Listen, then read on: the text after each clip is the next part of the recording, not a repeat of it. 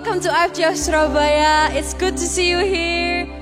Mari saya undang untuk bangkit berdiri. Kita akan deklarasikan ayat hari ini. Hari ini ayatnya diambil dari Yosua 1 ayat 7. Semuanya siap untuk membaca? Amin. Oke, 1, 2, 3. Yosua 1 ayat 7. Hanya kuatkan dan teguhkanlah hatimu dengan sungguh-sungguh. Bertindaklah hati-hati sesuai dengan seluruh hukum yang telah diperintahkan kepadamu oleh hambaku Musa. Janganlah menyimpang ke kanan atau ke kiri, supaya engkau beruntung kemanapun engkau pergi. Amin. Mari kita berdoa bersama-sama. Tuhan, terima kasih untuk hari ini. Terima kasih untuk kasih setiamu. Kalau kita bisa hari ini itu karena kasih karunia-Mu Tuhan. Kami sungguh bersyukur bisa datang ke dalam rumah-Mu Tuhan hari ini. Kami rindu untuk menyembah dan memuliakan nama-Mu Tuhan. Hanya Engkau yang layak kami tinggikan Tuhan. Dan kami siap untuk memuji-Mu. Di dalam nama Tuhan Yesus, semua yang percaya katakan bersama-sama. Amin. Are you guys ready to praise God today? Come on. Kita angkat suara kita nyanyikan pujian ini untuk Tuhan kita. Come on, let's all clap together.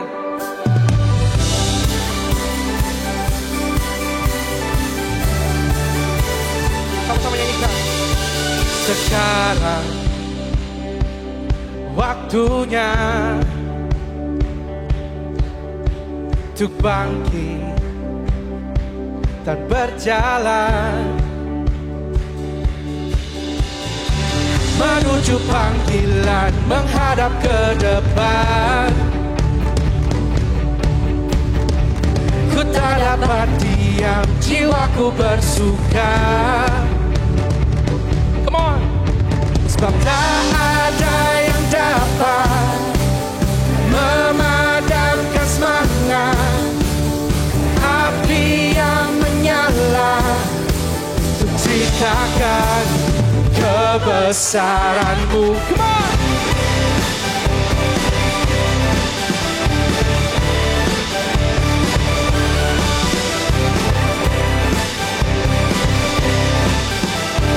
Sama-sama katakan, marilah. Marilah bersatu beritakan firman-Nya. Bersama berlari sampai ke tujuan, menari memuji, jiwa diselamatkan. Come on, let's say it together.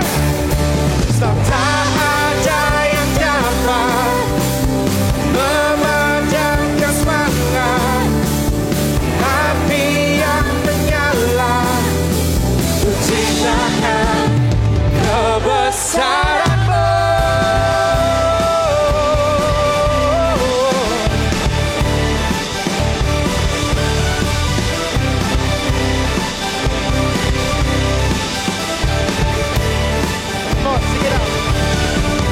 Sampai seluruh bumi mendengar Yesuslah Tuhan yang bangkit dan hidup, bangsa-bangsa mengaku. Sampai seluruh bumi mendengar Yesuslah Tuhan yang bangkit dan hidup, bangsa-bangsa mengaku. Sampai seluruh bumi mendengar Yesuslah Tuhan yang bangkit dan hidup, bangsa-bangsa mengaku.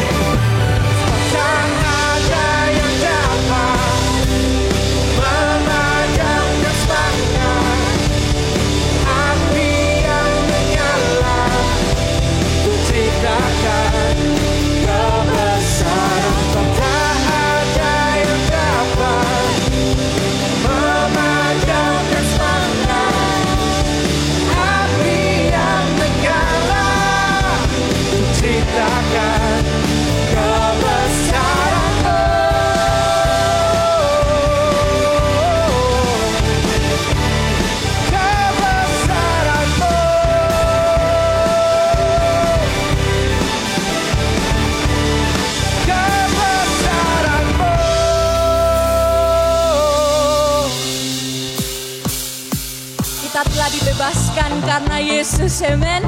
So now this is living. We're gonna live for Jesus. We're gonna give Him our best, amen. Come on.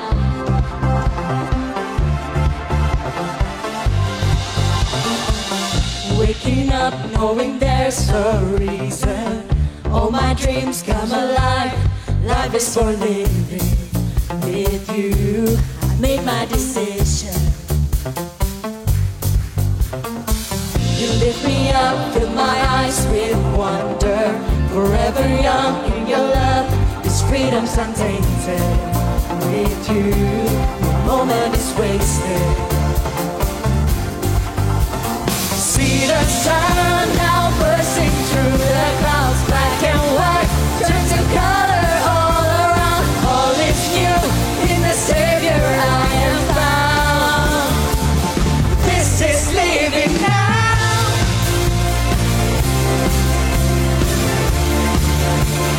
This is living now.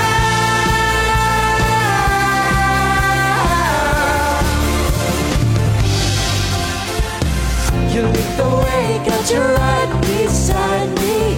In your love I'm complete. There's nothing like living with you. It's life you created. I choose. See the sun now bursting through the clouds, black and white, turns to color all around. All is new in the Savior I am found. Everybody, this is living now. Yuk kita jump bersama-sama. This is living now.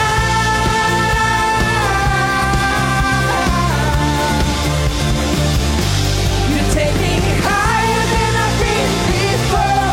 It's your perfect love that sees me soar. Got your freedom is an open door. You are everything I want and more. Everyone, let's put our hands up together.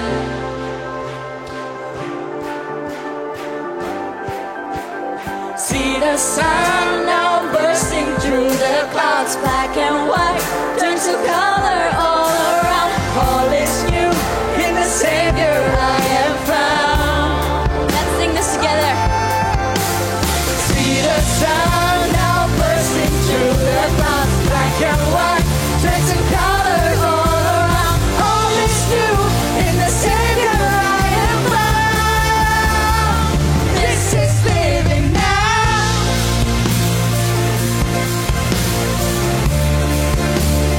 This is living now. You take me higher. You take me higher than I've been before. It's your perfect love that sees me soar.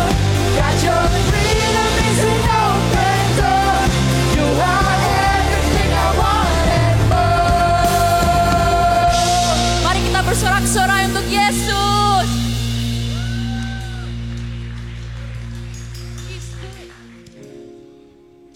Saat kita berbicara tentang panggilan, kadang kita merasa takut karena merasa tidak mampu untuk menghidupi panggilan yang Tuhan berikan. Tapi kita selama ini sudah belajar in the life and calling. Firman Tuhan mengingatkan kita semua bahwa janganlah takut sebab Tuhan selalu menyertai engkau.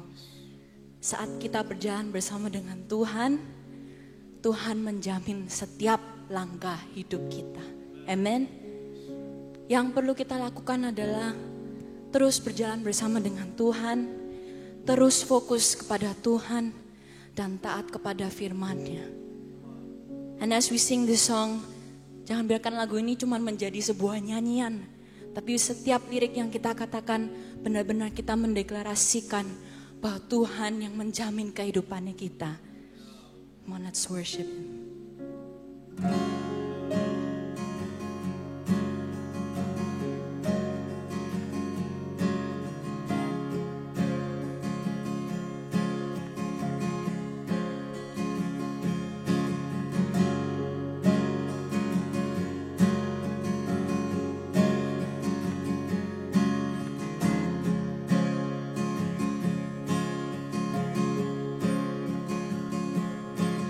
Kau layak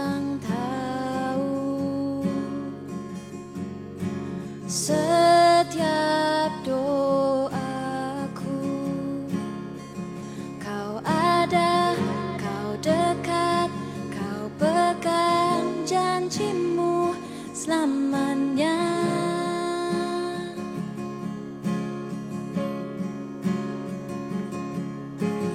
Kau teguhkanku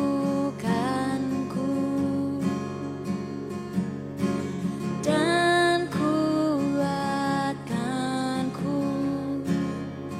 Ku yakin selalu Kau pegang janjimu selamanya.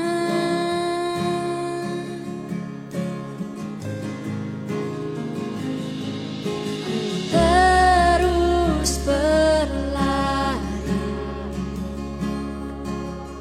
ku terus mengejar hadirmu, itu rinduku melebihi hidup.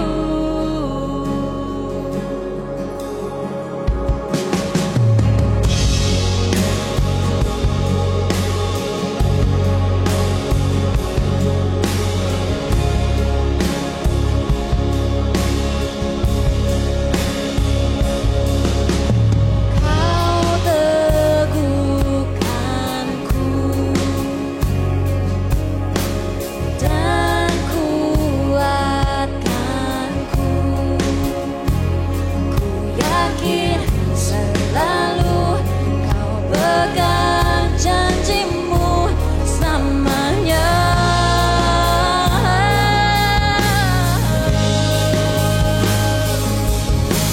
Terus berlari,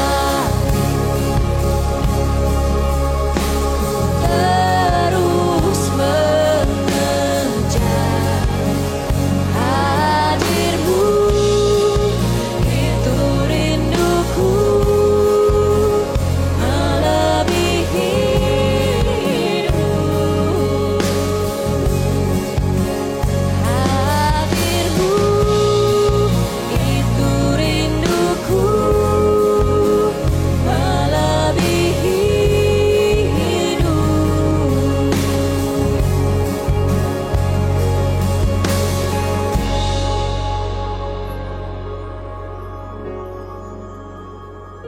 Jika kau nyaman, mari kita angkat tangan bersama-sama dan kita menyembah Tuhan.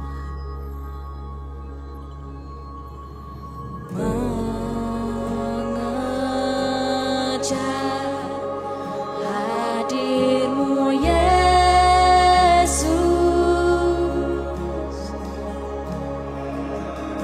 sungguh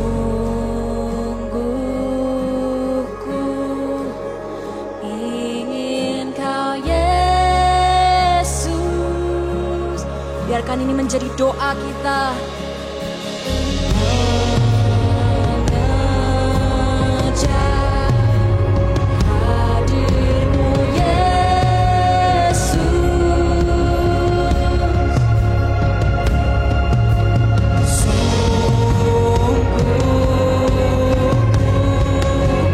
ingin Kau Yesus,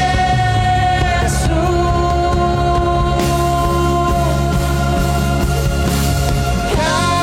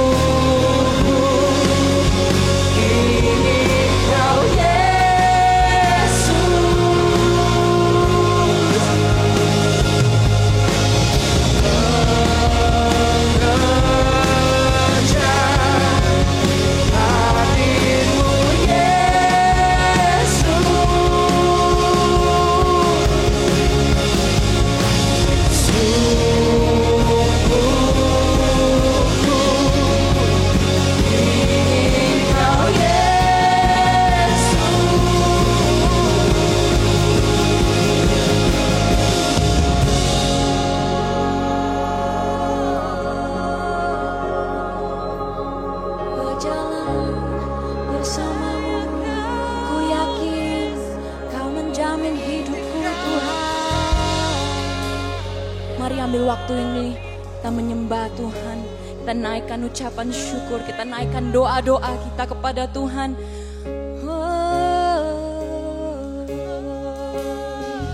Terima kasih Tuhan, Kau yang menjamin setiap langkahku Tuhan, sehingga ku tak takut.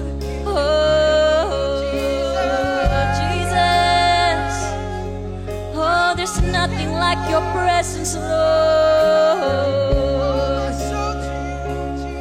And I follow you, and I'll give you everything, my whole life, my heart, my soul for you Jesus. Oh kami memuji Kau, Yesus, kami sembah Kau Tuhan. Oh Kau yang ditinggikan Tuhan.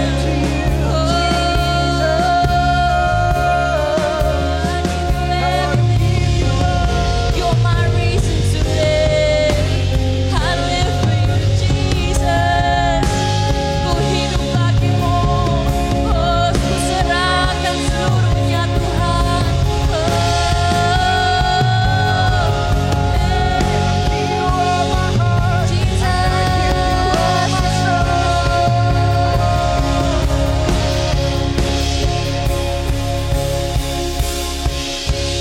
Lord, I give you my heart, I give you my soul. I live for you alone. Every breath that I take, every moment I'm awake. Lord, have your way in me. Lord, I give you my heart, I give you my soul.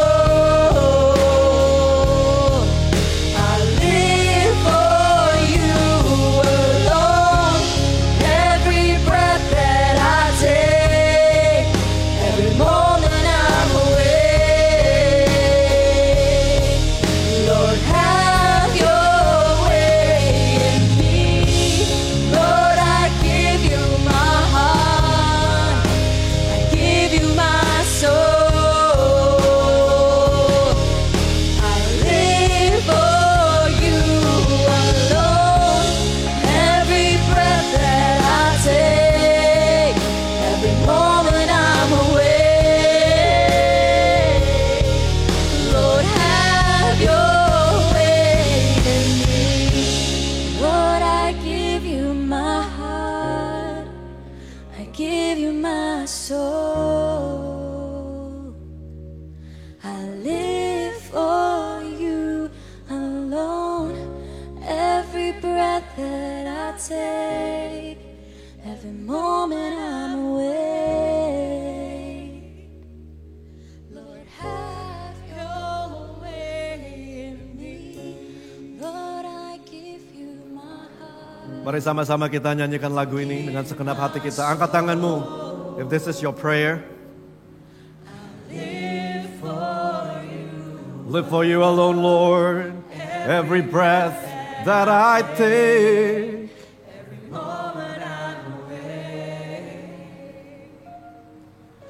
Lord, have your way in me.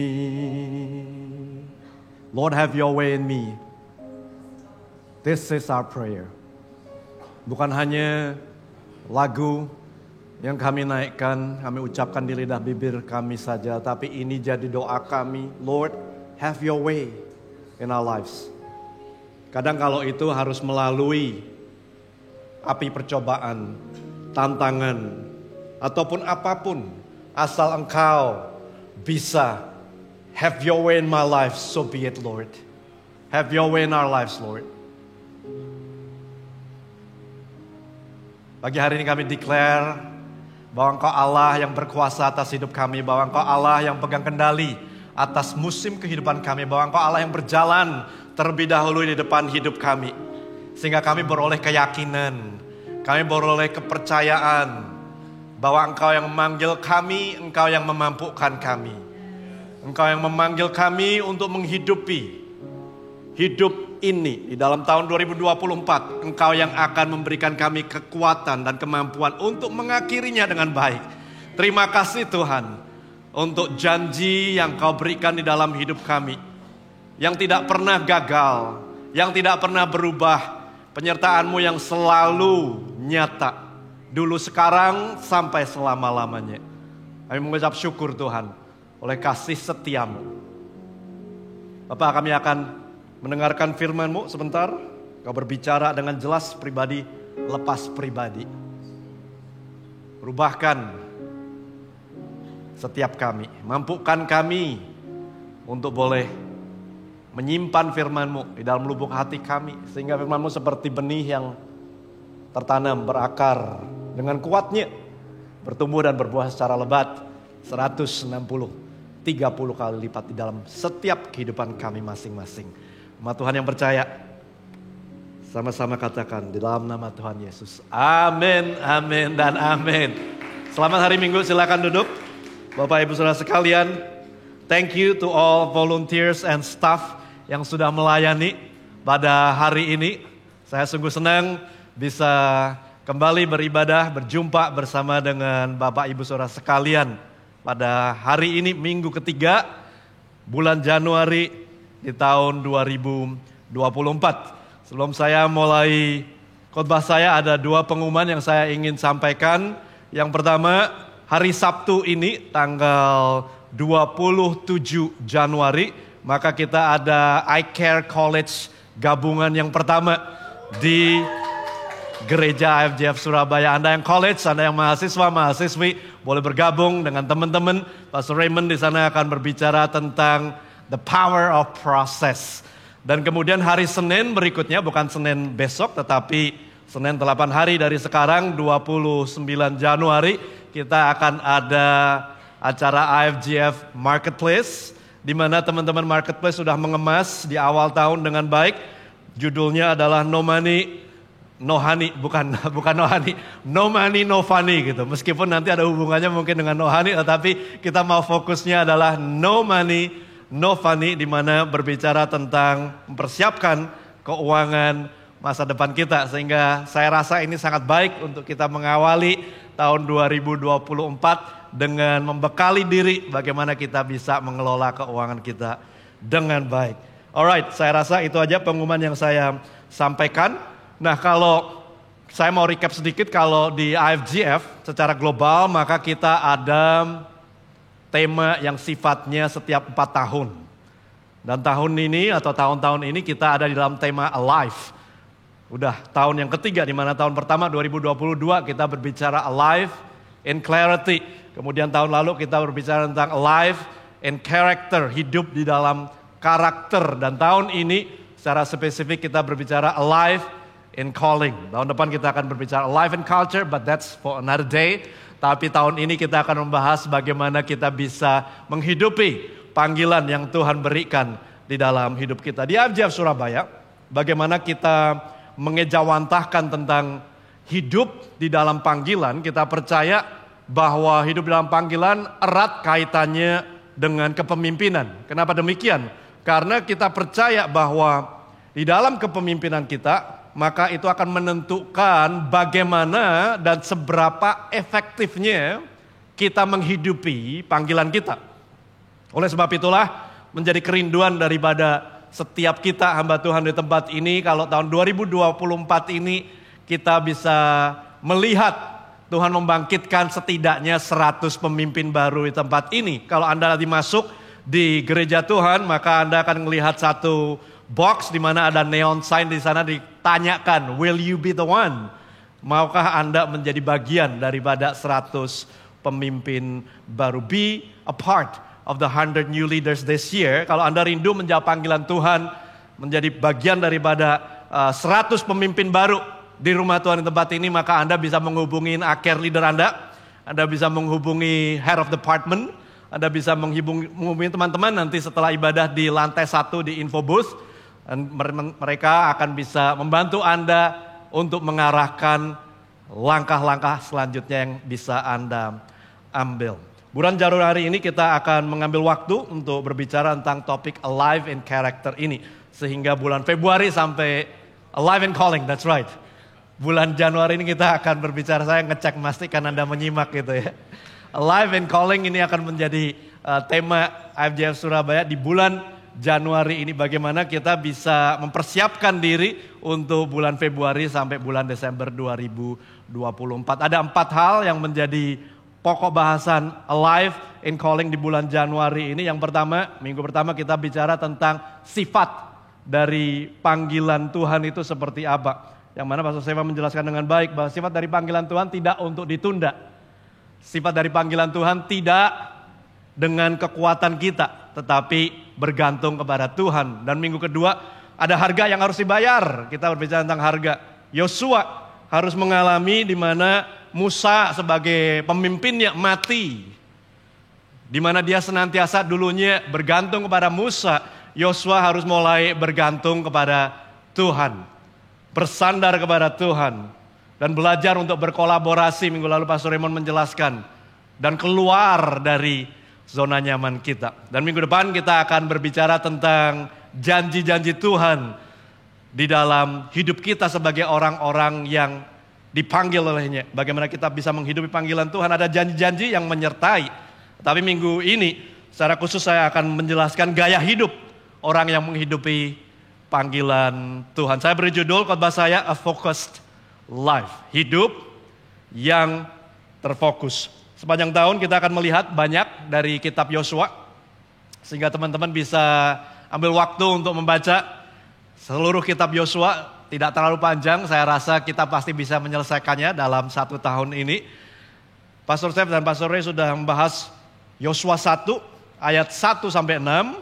Saya akan melanjutkan Yosua 1 ayat 6 sampai 9 pada hari ini. Saya akan bacakan ayat yang ke-6 terlebih dahulu. Dikatakan, kuatkan dan teguhkanlah hatimu. Sebab engkaulah yang akan memimpin bangsa ini memiliki negeri yang kujanjikan dengan bersumpah kepada nenek moyang mereka untuk diberikan kepada mereka. Ayat ke-7 dikatakan hanya kuatkanlah dan teguhkanlah hatimu. Diulang lagi sama Tuhan. Barusan padahal Tuhan bicara di ayat sebelumnya kuatkanlah dan teguhkanlah, bukan? Tapi ayat 7 dikatakan kuatkan dan teguhkanlah hatimu. Sekali lagi, dengan sungguh-sungguh bertindaklah hati-hati sesuai dengan seluruh hukum yang telah diperintahkan kepadamu oleh hambaku Musa.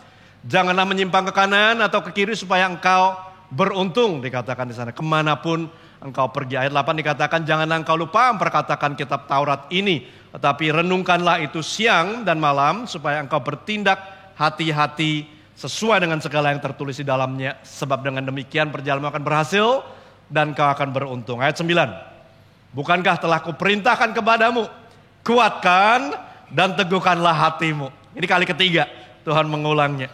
Janganlah kecut dan tawar hati sebab Tuhan Allahmu menyertai engkau kemanapun engkau pergi. Nah, Tuhan memberikan pesan di 4 ayat ini. Ada 3 kata kuatkan dan teguhkanlah hatimu. Kira-kira ketika itu nongol, Yosua lagi dalam posisi yang kuat atau dalam posisi yang lemah? Kalau saya rasa Yosua di posisi yang kuat, Tuhan gak perlu sampai 3 kali mengulang, bukan? Saya yakin bahwa Yosua ada di posisi yang tidak kuat, sehingga makanya Tuhan mengulang sampai 3 kali. Kalau kita sedikit recap, maka kita tahu bahwa Musa seorang pemimpin yang begitu hebat, yang begitu diagung-agungkan oleh bangsa Israel, bahkan selama lebih daripada 40 tahun Musa menjadi perwakilan Tuhan. He became the mouthpiece of God, sehingga bangsa Israel kenal Tuhan dari Musa, sehingga sangat erat Musa dengan Tuhan ini. Begitu besarnya kepemimpinan Musa. Dan tidak hanya itu, tetapi juga Yosua dipanggil untuk memimpin bangsa yang begitu besar. Pastor saya menjelaskan mungkin hampir 2 juta jumlah bangsa Israel pada saat itu. Komentar ada yang bilang 1, ada yang bilang 1,5, bisa 2 gitu. Tapi jumlahnya intinya besar sekali. Nah itu otomatis menjadi sebuah ketakutan yang menurut saya sangat wajar. Bahkan ketika dia melihat tanah Kanaan yang penuh dengan tantangan. Dikatakan firman Tuhan orang-orangnya besar. raksasa sepertinya. Sehingga wajar kalau Yosua mengalami yang namanya ketakutan. Mungkin saat ini Anda dalam posisi, ada dalam musim di mana Anda memiliki tanggung jawab yang lebih besar di pundak Anda. Anda mungkin memiliki tantangan yang besar yang Anda hadapin. Atau bahkan Anda diperhadapkan dengan ketidakmungkinan atau kemustahilan, ketidakpastian. Tetapi izinkan firman Tuhan di Yosua 1 ayat 6 sampai 9 ini menguatkan kita bersama. Yaitu dikatakan kuatkan dan teguhkanlah hatimu. Kuatkan dan teguhkanlah hatimu. Sekali lagi dikatakan kuatkan dan teguhkanlah hatimu. Be encouraged. Be strong and of a good courage, kata firman Tuhan. Instead of fear, put on faith. Ada yang berkata, when fear knocks on your door, let faith answer. Ketika ketakutan mengetuk di pintu hati kita, izinkan iman yang menjawab. Sehingga Anda sebetulnya bisa menanggalkan ketakutan itu dan memilih sebuah pilihan untuk mengenakan iman yang Tuhan sudah sediakan dalam hidup Anda dan saya. Karena dalam hidup setiap orang percaya, firman Tuhan berkata ada takaran iman yang Tuhan sudah siapkan. Oleh sebab itulah kita perlu mengenakannya. Dan percaya bahwa Tuhan yang pegang kendali, memberikan kemenangan, memberikan terobosan di dalam hidup kita atas setiap tantangan, tanggung jawab yang besar, ketidakpastian, kemustahilan yang kita hadapi di tahun 2024 ini and beyond. Di bagian pertama di Yosua 1, kalau kita sudah lihat Yosua 1 sampai ke 6, kata kamu di sana kalau kita melihat sifatnya jamak. Artinya apa? Janjinya secara umum untuk bangsa Israel pada saat itu. Tetapi kalau kita mulai melihat di ayat yang ke-7, sebetulnya mulai dari ayat yang ke-6 sampai ayat yang ke-9, maka kata kamu di sana sifatnya adalah singular. Ditujukan kepada Yosua. Ditujukan khusus kepada pribadi, lepas pribadi. Dan kalau di ayat yang 1 sampai yang ke-5 itu berbicara tentang inisiatif Allah, tentang apa yang Tuhan bisa kerjakan.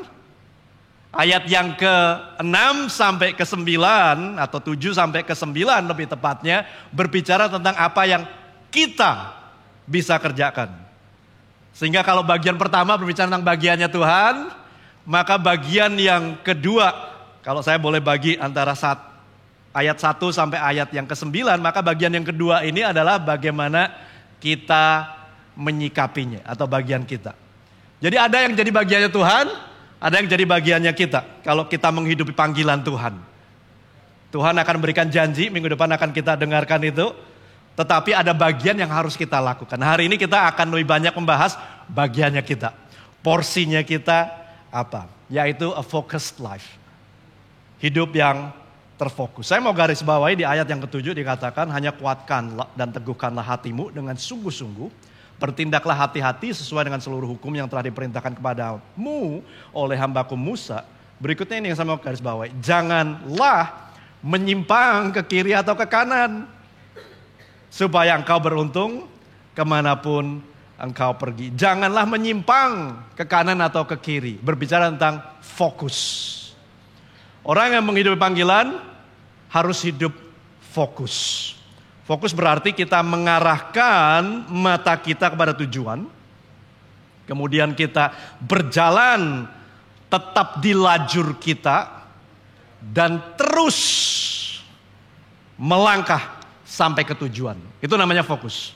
Sekali lagi saya ulang. Fokus artinya dalam konteks ini adalah kita mengarahkan mata kita kepada tujuan.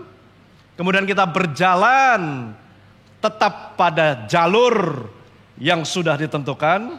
Dan terus melangkah hingga kita sampai ke tujuan.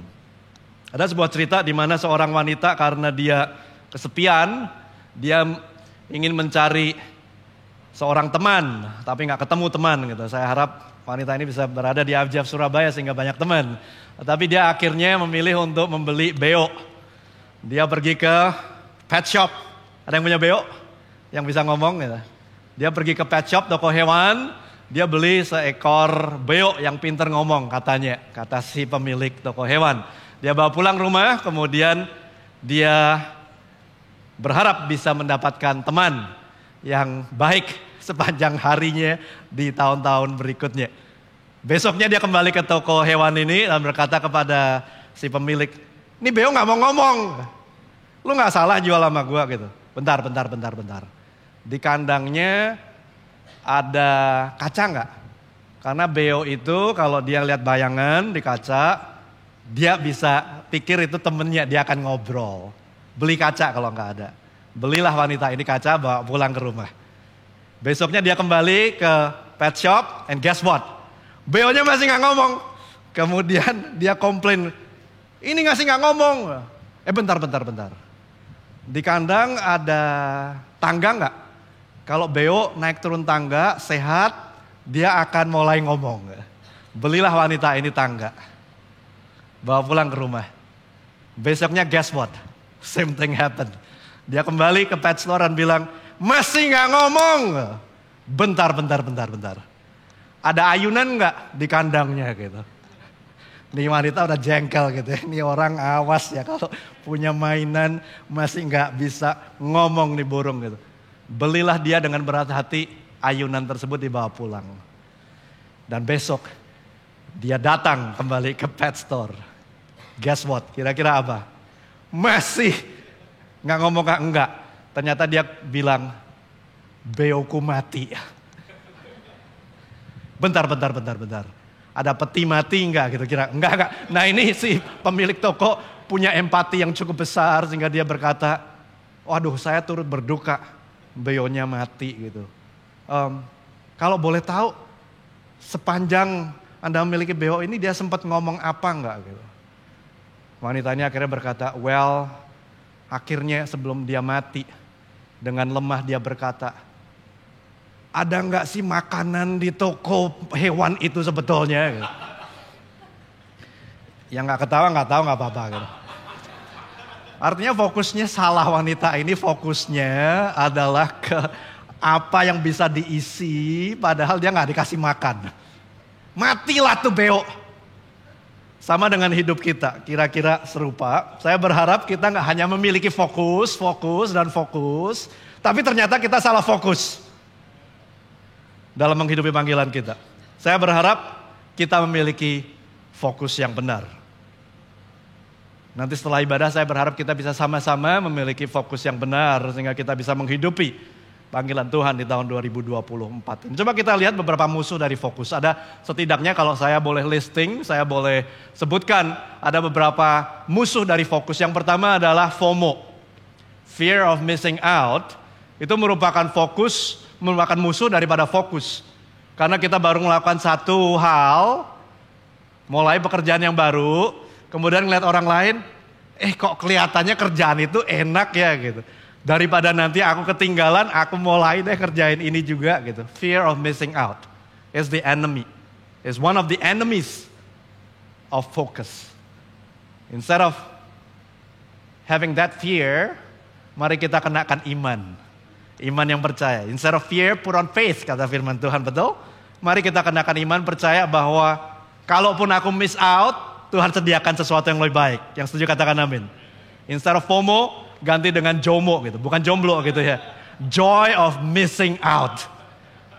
Ada sukacita di dalam ketinggalan karena kita tahu bahwa Tuhan sediakan sesuatu yang lebih baik. Musuh dari fokus apa kira-kira? Musuh dari fokus yang lain adalah nggak mampu berkata tidak. Seringkali kita berkata semuanya iya, dan iya. Makanya Patrick Lencioni sempat berkata seperti ini, if everything is important, then nothing is. Kalau Anda berkata ya semuanya penting, maka sebetulnya nggak ada yang penting. Musuh dari fokus adalah ketika kita nggak bisa berkata tidak. Belajar untuk berkata tidak kepada hal-hal yang bisa membuat Anda keluar dari fokus Anda. Musuh dari fokus yang lain apa? Media sosial. Hari ini kita begitu terkoneksi dengan media sosial di sekitar kita, yang mana ada di dalam genggaman kita sebetulnya, sehingga kita akhirnya nggak bisa fokus. maybe some of the resolution that we need to do adalah we need to unplug ourselves secara intensional. Setiap minggunya kah, setiap bulannya kah. Kalau perlu itu tinggalkan, absen, puasa. Anda yang puasa, Anda bisa ambil puasa ini, puasa dari media sosial. Di mana akan membuat Anda sempat detox akan kehidupan rohani Anda sehingga Anda juga bisa lebih fokus. Musuh dari fokus yang lain adalah menurut saya multitasking. Ingin sesuatu yang cepat sehingga Anda berpikir kalau dikerjakan secara bersama-sama, multitask, maka akan bisa cepat selesai. Padahal seorang pakar yang bernama James Clear, dia berkata bahwa multitasking itu berbanding terbalik dengan kualitas hasil pekerjaan. Kita berpikir multitasking bisa mempercepat, tapi kenyataannya tidak. Kalau Anda melihat kurva ini, maka A terlihat sederhana karena dia enggak banyak yang dia lakukan, mungkin cuma satu hal atau maksimal 2 hal, tetapi menghasilkan baik, kualitasnya tinggi. Sedangkan yang B terlihat sibuk, tetapi kenyataannya membuang waktu. Kenapa? Karena hasilnya tidak maksimal, hasilnya tidak baik. Contohnya gini, kalau Anda sedang di ruang operasi, Anda mau dioperasi misalnya, Anda kira-kira mau dioperasi oleh dokter yang fokus atau dokter yang multitasking. Sambil on the phone ngajarin anaknya matematika, iya anak itu harusnya dibagi nak gitu. Ternyata yang disobek salah gitu di dalam tubuh. Ada sus tolong dijahit gitu. Itu kita harusnya mau dokter yang mana? Yang fokus bukan? Bukan berarti terus seorang dokter gak boleh punya peran yang banyak. Karena sadar gak sadar, suka gak suka dalam hidup kita punya berbagai peran. Peran seorang pekerja, peran seorang hamba Tuhan, peran seorang suami, seorang istri, seorang anak. Peran kita multiple, tetapi kita harus belajar untuk bisa fokus ketika kita melakukan sesuatu. Sehingga multitasking merupakan salah satu musuh dari yang namanya fokus. Sibuk bukan berarti baik. Jangan salah, busyness doesn't equal to fruitfulness. Kesibukan bukan berarti sama dengan keberhasilan atau keberbuahan. Coba kita evaluasi dari beberapa musuh fokus yang tadi barusan saya sebutkan. Mana yang masih lengket dengan kita? Apakah itu FOMO? Apakah itu kita nggak bisa berkata tidak? Apakah itu koneksi kita? Media sosial kita? Apakah itu multitasking? Untuk saya yang masih tersulit adalah multitasking. Karena saya berpikir seringkali bahwa ketika saya multitask, saya bisa menyelesaikan dengan cepat banyak hal. Tapi saya belajar bahwa saya perlu mulai belajar fokus akan satu hal yang ada di depan saya. Karena kalau enggak, maka kita bisa kehilangan fokus. Seperti yang Yohanes katakan, Yohanes 10:10, iblis datang untuk mencuri, membunuh, membinasakan. Salah satunya tidak menutup kemungkinan mencuri fokus kita. Sehingga kita fokusnya hilang, fokusnya terabaikan.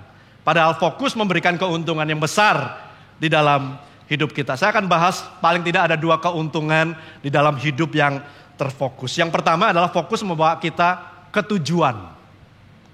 Fokus membawa kita ke tujuan. Ketika Yosua dan bangsa Israel dikalahkan oleh Ai, itu di pasal yang ke-7, saya nggak akan buka di sana karena saya tidak mau mendahului, tetapi nanti Anda bisa baca di sana. Saya hanya mau pakai ini sebagai point of reference, di mana fokusnya Yosua adalah tepat. Yosua 7 ketika bangsa Israel dikalahkan oleh Ai, meskipun nanti kita akan pelajari itu ada kesalahan daripada bangsa Israel sendiri, tetapi Yosua ketika melihat bahwa bangsa Israel terpuruk kalah, fokusnya dia tidak mencari siapa yang salah. Kalau saya jadi Yosua, mungkin saya akan cari ini komandannya siapa yang bikin kalah ya. Cari yang salah ini siapa. Tapi Yosua, Anda kalau baca di ayat yang ke-6 di pasal yang ke-7, di sana dia mengoyakkan bajunya bukan karena dia marah, karena pada zaman itu mengoyakkan baju dan menaburkan abu di atas kepala itu tanda sebagai seorang yang berkabung. Dan dia masuk ke dalam hadirat Tuhan, dia bersujud, dia berlutut muka sampai ke tanah, dia mencari Tuhan. Fokusnya benar. Sehingga ketika Yosua mempunyai hidup yang terfokus, kita melihat melalui perjalanan yang dia tetap di jalur yang tepat dan terus berjalan, akhirnya Yosua dan seluruh bangsa Israel bisa tiba di tujuan, yaitu tanah perjanjian, tanah Kanaan yang sudah dipersiapkan oleh Tuhan. Fokus adalah hal kecil yang bisa membuat perbedaan besar. Sampai di tujuan atau kandas di tengah jalan. Pilihannya di kita. Jangan kecilkan fokus, karena itu memberikan keuntungan yang besar. Yang pertama tadi kita bicara fokus membawa kita ke tujuan. Kalau hari ini kita berbicara tentang ayat 6 sampai 9, ini banyak berisi dengan kata-kata perjalanan gitu, di mana dikatakan jangan nyimpang ke kiri atau ke kanan. Supaya apa? Supaya perjalananmu berhasil, ada kata perjalanan di sana.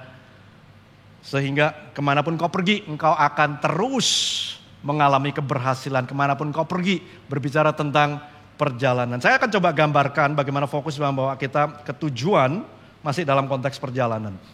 Beberapa tahun yang lalu saya pernah mengendarai mobil di sebuah keadaan yang saya nggak pernah ada sebelumnya, yaitu badai salju. Saya belum pernah berada di posisi badai salju yang begitu mencekam. Sehingga untuk saya itu adalah sebuah pengalaman yang tersendiri yang saya sampai hari ini masih ingat. Gitu. Sehingga ketika saya ada di tengah-tengah itu bersama dengan keluarga pada saat itu, saya pikir kalau saya bisa mengendarai mobil dengan lebih cepat, maka saya lebih cepat tiba di tempat sehingga akhirnya badai saljunya bisa dilupakan karena sudah sampai di tempat rehat hotel di mana kita akan beristirahat gitu. Tetapi saya salah ternyata karena kecepatan mobil kita itu berbanding lurus dengan berpangkat dengan kecepatan gambar salju yang masuk ke dalam mata kita. Sehingga itu membuat mata kita begitu lelah dan capek karena seperti diserang bertubi-tubi begitu ya. Sehingga ketika saya mengendarai sedikit lebih cepat, otomatis sebetulnya semakin berbahaya juga karena bisa terjadi slip dan lain sebagainya. Tetapi akhirnya saya juga kelelahan sekali, mata saya sakit sekali sampai akhirnya saya nggak bisa meneruskan. Sempat kita berhenti sejenak untuk mengistirahatkan mata saya dan kemudian kalau kita berhenti di sana terlalu lama maka saya tahu bahwa kita akan stuck. Sehingga saya nggak tahu caranya gimana, akhirnya saya memutuskan untuk udah deh kita harus berjalan pelan-pelan. Dan akhirnya singkat cerita saya bisa sampai ke tujuan. Ketika saya mengevaluasi apa yang membuat saya sampai ke tujuan, ternyata yang membuat saya sampai ke tujuan bukan karena saya handal hebat dalam mengendarai kendaraan, bukan. Ternyata ada kendaraan lain di depan saya yang badannya lebih besar, ada kendaraan truk begitu ya. Yang mana saya ikutin terus dengan jarak yang cukup jauh, saya cuma ngelihat 1-2 titik merah saja. Itu yang karena betul-betul nggak bisa kelihatan jalan sama sekali. Itu saya nggak pernah ada di tempat seperti itu sebelumnya. Sehingga yang hanya saya lihat adalah 1-2 titik di depan saya. Tetapi fokus itu membawa saya sampai ke tujuan. Demikian juga dengan hidup kita. Ketika kita hidupnya terfokus, maka kita bisa sampai kepada tujuan. Jangan izinkan distraction atau gangguan akhirnya menghalangi kita untuk bisa fokus. Bahkan kita sampai hilang fokus. Sehingga akhirnya kita nggak sampai pada tujuan yang Tuhan sudah sediakan buat hidup Anda dan saya. Gangguan ini bisa berupa apa? Macam-macam. Masa lalu kita, dosa, kelemahan, kekurangan, bisa berupa uang, posisi, dan lain sebagainya yang menghalangi kita untuk bisa terfokus kepada Tuhan. Dengan bahasa yang serupa, Ibrani 12 ayat 1b berkata, agar kita menanggalkan semua beban, tanggalkan semua hal yang merintangi dan dosa dikatakan yang begitu merintangi kita dan berlomba dengan tekun dalam perlombaan yang diwajibkan bagi kita. Sehingga coba kita hilangkan hal-hal yang menghalangi, yang menghambat, yang membuat kita nggak bisa fokus kepada Tuhan. Karena fokus memberikan keuntungan yaitu apa? Membawa kita kepada tujuan. Itu yang pertama. Yang kedua, fokus memberikan kita kejelasan. Fokus memberikan kita kejelasan. Faith atau iman, faith is both attitude and an action. Iman merupakan sikap dan tindakan. Fokus memberikan kejelasan kapan kita harus menggunakan faith as an attitude, sikap iman, atau faith as an action, langkah iman. Yosua ketika melihat tanah perjanjian yang jauh di depan sana, maka dia menggunakan sikap iman. Meskipun dia tahu tantangannya besar, nggak mudah. Dia menggunakan sikap iman, dia percaya bahwa dia akan bisa tiba ke sana. Tetapi ketika apa yang di depan dia, yaitu ketika Musa mati, dan dia harus diminta, di minggu pertama kita tahu apa? Bangkit dan pergi. Rise and go. Bangkit dan seberangilah sungai Yordan. Yosua tidak menggunakan sikap iman. Kalau dia menggunakan sikap iman, mungkin dia akan berkata, di dalam nama Tuhan Yesus, Musa akan bangkit. Oh, Yesus belum hadir pada saat itu ya. Tuhan, aku berdoa sikap imannya, pokoknya Musa harus bangkit dari liang kuburnya dan memimpin kita masuk ke dalam tanah perjanjian. Itu kalau sikap iman. Tetapi Yosua melakukannya dengan langkah iman. Dia mengambil langkah iman, yaitu apa? Dia bangkit. Dan dia pergi, akhirnya menyeberangi sungai Yordan. Fokus akan memberikan kejelasan. Sehingga apa yang jauh, Kanaan, itu perlu yang namanya sikap iman. Tetapi apa yang di depan, Yordan, ini perlu yang namanya langkah iman. Kalau kita lihat di perjanjian baru di Matius 6 dikatakan, sebab itu janganlah kamu khawatir, nggak ada di sana, akan hari besok. Karena hari besok memiliki kesusahannya sendiri, betul? Kesusahan sehari cukuplah untuk sehari. Di dalam satu ayat ini ada dua aspek iman. Sebagai sikap ataupun sebagai langkah. Sehingga kalau saya boleh terjemahkan dengan bahasa dua aspek iman ini, maka saya akan katakan apa yang bisa Anda lakukan hari ini merupakan tindakan iman. Apa yang Anda rencanakan untuk besok adalah sikap iman. Sehingga fokus akan memberi Anda kejelasan mana yang mana. Kapan Anda harus bersikap, beriman, dan kapan Anda harus melangkah dalam iman Anda. Jangan sampai berfokus pada masa depan sehingga Anda tidak bisa bergerak, menjadi lumpuh gitu. Sama halnya jangan sampai kita fokus kepada masa lalu sehingga kita nggak bisa bergerak juga. Yosua ketika dia harus fokus bahwa Musa mati, dia nggak menjadi lumpuh. Dia tetap bisa berjalan. Dan ketika dia melihat ke masa depan, mau masuk ke tanah Kanaan perjanjian, dia juga tidak menjadi lumpuh, tetapi dia akhirnya mau bergerak dan menyeberangi sungai Yordan. Itu langkah yang dia bisa ambil. Saya berdoa setiap kita memiliki hidup yang terfokus, sehingga kita mendapat kejelasan untuk mengambil langkah selanjutnya. Berbicara tentang kejelasan, dua orang penulis, Ken Blanchard dan Randy Broadwell berkata seperti ini, clarity will often come in the midst of activity. If you are stuck, get moving. Kejelasan seringkali didapatkan di tengah-tengah aktivitas. Sehingga ketika Anda stuck, yang perlu Anda lakukan adalah Anda mulai bergerak. Get moving. Get moving. Mulai ambil tindakan iman. Seperti kita tidak bisa mengarahkan mobil yang sedang parkir, sama halnya Tuhan tidak bisa mengarahkan hidup kita seringkali kalau kita tidak bergerak. Makanya Tuhan bilang apa kepada Yosua? Bangkit dan pergi, bergeraklah.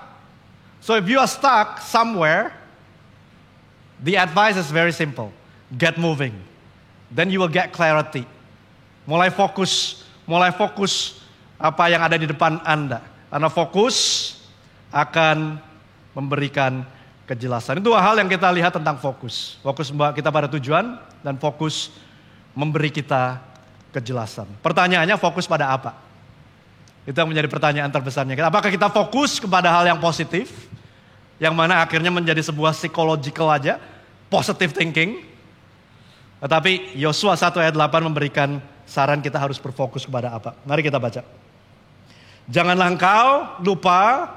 Tadi kalau di ayat 7 dikatakan apa? Jangan menyimpang ke kiri atau ke kanan, belajar untuk fokus. Fokusnya sama apa? Ayat 8 dikatakan seperti ini. Janganlah engkau lupa memperkatakan kitab Taurat ini, tetapi renungkanlah itu siang dan malam. Supaya engkau bertindak hati-hati sesuai dengan segala yang tertulis dalamnya. Sebab dengan demikian perjalananmu akan berhasil dan engkau akan beruntung. Untuk menghidupi panggilan Tuhan, kita perlu hidup terfokus kepada Tuhan. Terfokus dalam hal ini memperkatakan firman Tuhan yang pertama. Yang kedua, kita berbicara tentang bagaimana kita merenungkan firman Tuhan. Dan yang ketiga, kita perlu melakukan firman Tuhan. 3 hal ini harus menjadi fokus di dalam hidup kita di tahun 2024 ini untuk menghidupi panggilan Tuhan. Amin. Memperkatakan firman Tuhan. Karena iman timbul dari perkataan, dari pendengaran. Pendengaran akan firman Tuhan. Sehingga kalau Anda merasa bahwa kok aku kurang iman ya pastor. Langkah yang sederhana sebenarnya kita bisa lakukan pertama adalah mulai fokus untuk memperkatakan. Continue to speak the word of God. Mulai memperkatakan firman Tuhan. Karena iman timbul dari pendengaran firman Tuhan. Mulai perkatakan firman Tuhan. Fokus akan hal itu. Dan hanya di sana, tetapi kita juga diminta untuk merenungkan firman Tuhan. Fokus untuk merenungkan firman Tuhan dikatakan gak cuman sesekali aja. Tetapi setiap hari. Karena kata-katanya apa? Siang dan malam. Sebetulnya gak hanya sekali sehari aja. Tetapi siang dan malam. Artinya apa? Hampir seluruh sehari. Berarti apakah gak boleh bekerja? Pastor? Tidak. Tetapi kita mengizinkan firman Tuhan untuk menggarami pikiran kita. Amin. Seperti layaknya kalau kita mau menikmati daging yang enak, yang meresap. Berarti apa? Harus direndam lama. Demikian juga dengan pikiran kita. Seringkali pikiran kita ini perlu direndam dengan kebenaran firman Tuhan. Caranya gimana? Dengan merenungkan. Merenungkan. Kata merenungkan bahasa Ibraninya berkata matter. Matter bahasa Inggris ya. Artinya adalah kita mulai memperkatakannya terus. Pelan-pelan gitu. Seakan-akan di dalam pikiran kita terus berdengung firman Tuhan itu. Izinkan itu akhirnya mempengaruhi pikiran kita. Sehingga pikiran kita terselaraskan. Dari yang jauh akhirnya Tuhan bisa selaraskan. Menjadi fokus kita semakin lama semakin selaras dengan pikiran Tuhan. Dan yang terakhir yang gak kalah pentingnya. Ketika kita bicara fokus pada apa? Fokus bagaimana kita bisa melangkah dengan iman. Melakukan firman Tuhan. Karena keuntungan terbesar dari firman Tuhan bukan hanya ketika Anda mendengar, tetapi ketika Anda melakukannya. Firman Tuhan berkata di Perjanjian Baru, kita nggak akan lihat mereka yang mendengar dan melakukan firman Tuhan itu seperti perumpamaan orang yang membangun di atas batu karang yang teguh. Sehingga fondasinya tidak tergoyahkan. Anda kalau mau mengalami hidup di dalam panggilan Tuhan. Ada badai boleh datang tetapi Anda tidak tergoyahkan. Mulai Anda lakukan firman Tuhan. Ini yang harus menjadi fokus kita. Karena fokus kita melihat ada keuntungan yang besar. Fokus membawa kita ke tujuan. Fokus memberi kita kejelasan. Fokusnya pada apa? Fokus pada berkatakan firman Tuhan. Fokus kepada merenungkan firman Tuhan. Dan fokus kepada melakukan firman Tuhan. Yang terakhir saya mau beri ilustrasi seperti ini. Seperti kamera. Kalau kamera itu mau fokus, seringkali kamera ini harus menemukan yang namanya titik tengah. Titik tengahnya belum tentu selalu di tengah. Itu ada tanda plus itu ya. Atau kalau di kamera Anda nggak tahu bentuknya apa. Tapi intinya Anda harus temukan titik tengahnya mana. Senternya di mana sehingga itu bisa fokus. Demikian juga dengan hidup kita. To focus, you must find your center. Untuk fokus Anda harus menemukan titik tengah Anda. Untuk hidup Anda bisa fokus, Anda harus menemukan center Anda yang tepat. Pertanyaan saya adalah, who is your center now? Who is your center today? Karena center Anda akan menentukan fokus Anda kemana, kepada siapa. Kalau fokus kita adalah hobi kita, gak salah kita punya hobi, tapi kalau itu jadi fokus kita, selalu main hobi kita gak tahu apa. Hobi kita macam-macam. Kalau itu adalah anak kita, pasangan kita, kalau itu adalah pelayanan kita, kalau itu adalah pekerjaan kita, maka fokus kita yaitu. Tetapi kita hari ini diingatkan kembali Yosua 1 ayat 6 dan 9. Fokus kita harusnya kepada Tuhan. Berkatakan, mendengar, berkatakan dan kemudian merenungkan. Dan kemudian melakukan firman Tuhan dalam kehidupan kita. Mari kita tempatkan Tuhan kembali di titik tengah dalam hidup kita. And everything else will become clear. Ketika Anda tempatkan Tuhan di tengah, semuanya akan jelas. Anda akan bisa menyikapi dengan iman. Anda bisa mengambil langkah iman dalam hidup Anda. Saya undang jemaat boleh bangkit berdiri. Kita nyanyikan satu lagu yang gak asing bagi kita. Jesus at the center of our lives. Izinkan Yesus menjadi titik tengah di dalam hidup kita. Sehingga hidup kita boleh terfokus. Thank you Lord Jesus. Thank you Lord. From my heart to the heavens, Jesus be the center. It's all about you. Yes, it's all about you. From my heart to the heavens, Jesus be the center. It's all about you. Yes, it's all about you. From my heart to the heavens, Jesus be the center. It's all about Thank you Lord Jesus. Yes, it's all about you. Saya rindu bertanya. My heart to the heavens, Jesus be the center. It's all about you. Yes, it's all about you. Saya rindu berdoa bagi jemaat tempat ini. Di awal tadi dikatakan bahwa kuatkan dan teguhkanlah hatimu, kata firman Tuhan. Saya teringat di mana ketika murid-murid ada di dalam perahu di Danau Galilea, di Matius dikatakan di sana, mereka takut karena ada badai yang besar. Karena fokus mereka pada badai, fokus mereka pada masalahnya. Sehingga Yesus akhirnya harus menunjukkan diri. Yesus berjalan di atas air, ceritanya itu ya. Di mana Yesus berkata, jangan takut, ini aku. Yesus mau apa? Yesus mau murid-muridnya mulai fokusnya nggak ke badainya, tetapi ke Tuhan. Dan ketika murid-murid melihat Yesus, pertama dia takut karena dipikir setan. Tetapi akhirnya ketika dia sadar, mereka sadar bahwa Yesus ternyata ada di sana, menjadi fokus mereka. Mereka nggak lagi takut. Dan mereka akhirnya bisa menyeberang sampai ke tempat tujuan dengan tepat. Anda mungkin saat ini di tengah-tengah ketakutan. Anda di tengah-tengah permasalahan, badai, ketidakmungkinan, ketidakpastian. Tetapi kalau itu menjadi fokus Anda, maka yang lain menjadi buram. Bahkan Tuhan mungkin gak ada di gambar itu. Harga hari ini, saya mengingatkan kepada kita untuk mulai fokus kita kembalikan pada Tuhan. Jangan pada masalah kita. Firman Tuhan berkata, kuatkan dan teguhkanlah hatimu. Kalau Anda mau mengembalikan Tuhan menjadi fokus di dalam hidup Anda, bukan permasalahan Anda. Dan Anda saat ini dalam ketakutan, Anda mungkin bisa angkat tangan Anda. Saya rindu berdoa bagi Anda. Tuhan, kau melihat tangan-tangan yang terangkat.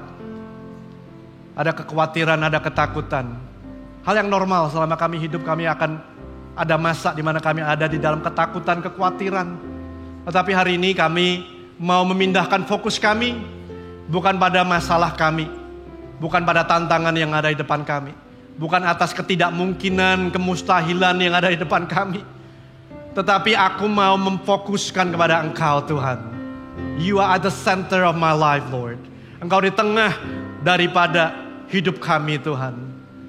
Tuhan, aku berdoa untuk setiap jemaat tempat ini Tuhan, agar kami memiliki hidup yang terfokus, hidup yang jelas bahwa Tuhan yang pertama menjadi prioritas dalam hidup kami. Memperkatakan firman-Mu, merenungkan firman-Mu, dan melakukan firman-Mu senantiasa. Terima kasih Tuhan, di dalam nama Tuhan Yesus, aku berkati jemaat-Mu Tuhan. Mari kita nyanyikan sama-sama sekali lagi untuk mengakhiri khotbah saya. Jesus, be the center of my life. Jesus, be the center of my life. Kalau ini menjadi doa Anda, angkat tangan Anda. Izinkan Yesus menjadi titik tengah dalam hidup Anda. It's always been you, Jesus. It's always been you, Jesus. We want you to be a center. Jesus be the center of it all. Thank you, Lord Jesus. Jesus be the center of my life. From beginning to the end, it will always be. It's always been you, Jesus. Jesus. Katakan nothing else. Nothing else matter, Lord. Nothing in this world will do. Yes, Lord. Jesus. Jesus, you're the center. Hallelujah. And everything revolves around you. Nothing else matters. Nothing else matter. Nothing in this world will do. Oh, Jesus, you are the center.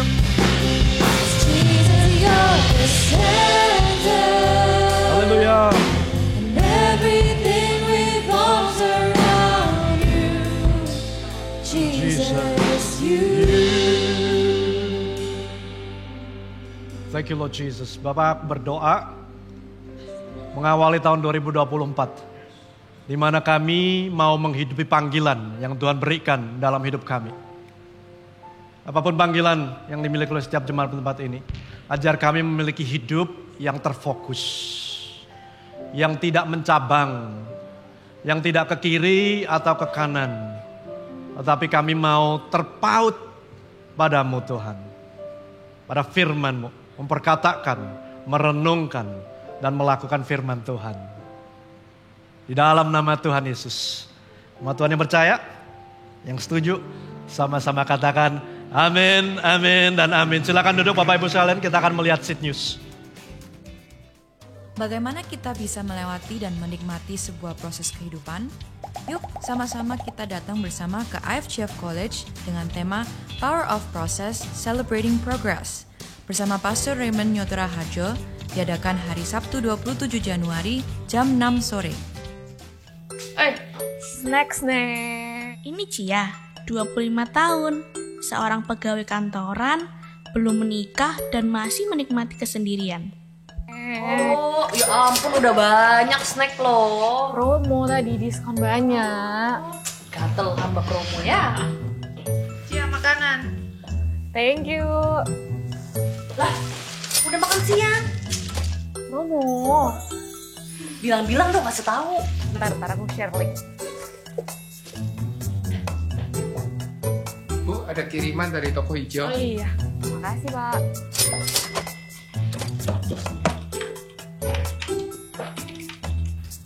Bu, ada COD. Oh iya, 300.000 ya?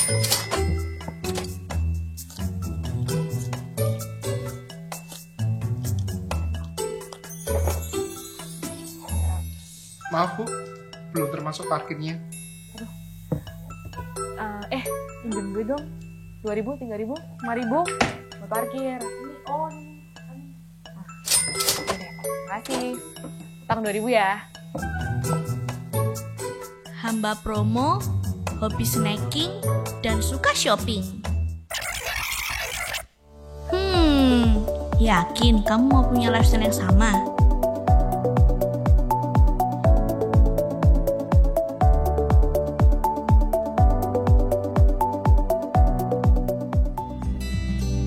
Mari bergabung bersama di Recharge, waktu di mana kita berkumpul untuk memuji dan menyembah Tuhan serta berdoa bersama.